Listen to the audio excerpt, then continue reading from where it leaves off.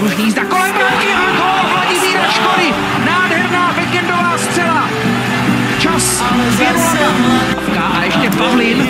Jeho nahození a krásná koncovka, kterou tam teď předvedl Vladimír Škoda. Patřilo z návštěvnosti 6. místo. Teď další šance a 3:0.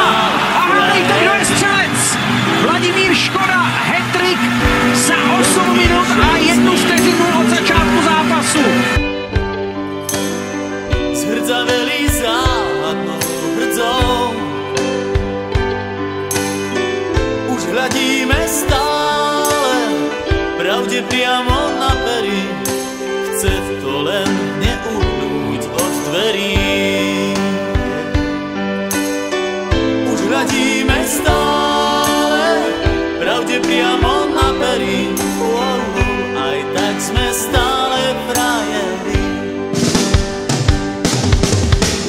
Aj tak sme stále frajeri.